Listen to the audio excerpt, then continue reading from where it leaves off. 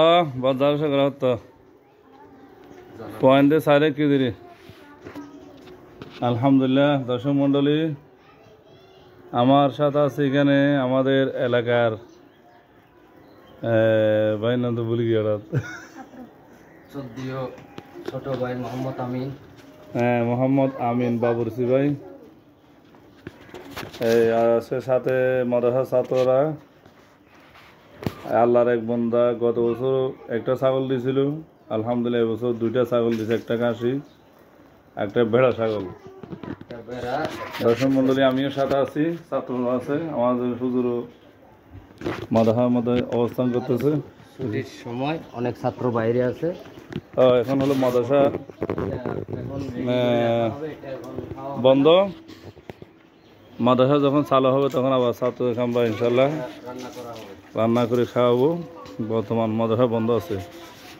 আমাদের মাদ্রাসার নাম হলো বাহাল উলুম বালক বালিকা মাদ্রাসা। এখানেও আমাদের মাদ্রাসার নাম আছে, আমার নাম মৌলানা আছে মোহাম্মদ আবদুল্লাহ, দেখতেছেন এখানে। মাদ্রাসার নাম হলো এই বাহাল উলুম বালক বালিকা মাদ্রাসা। আপনারা দেখেন এই মাদ্রাসা বর্তমানে বন্ধ অবস্থায় আছে। আমাদের হুজুর সাহেব একটু আরাম করতেছে,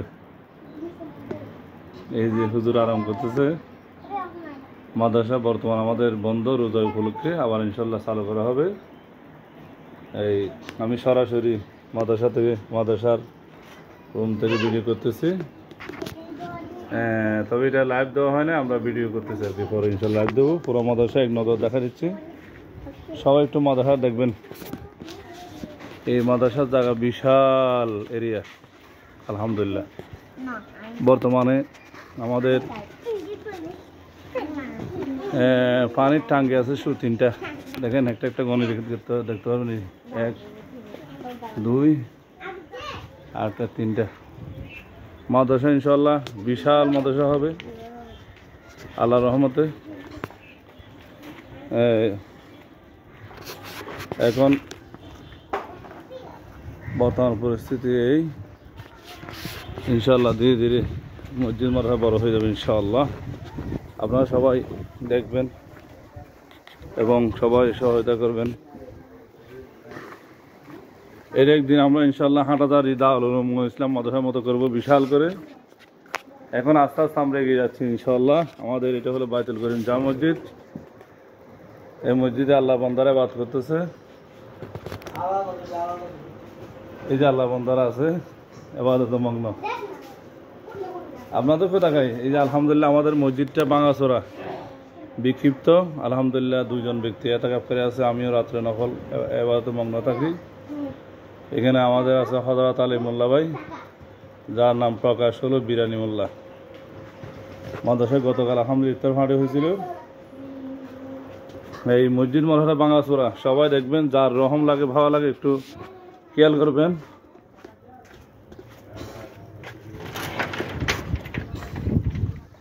এটা হলো আমাদের মাদ্রাসার সাইনবোর্ড, মসজিদ মাদ্রাসার। আর আমি রাস্তার মধ্যে দাঁড়িয়ে আছি আলহামদুলিল্লাহ। এটা হলো আমাদের বিশাল রাস্তা, একদম সেন্টার। এদিক দিয়ে সেন্টার, সব দিক দিয়ে সেন্টার। সামনে দোকান, এটা মাদ্রাসার সাইনবোর্ড। আলহামদুলিল্লাহ সবাই একটু লক্ষ্য রাখেন। আমাদের মসজিদ মাদ্রাসাটা ভাঙাচোরা। এই দিন কিন্তু এই মাদ্রাসা ইনশাল্লাহ আমরা হাঁটাদারি মাদ্রাসার মতো পড়িয়ে মাদ্রাসার মতো করতে চাই।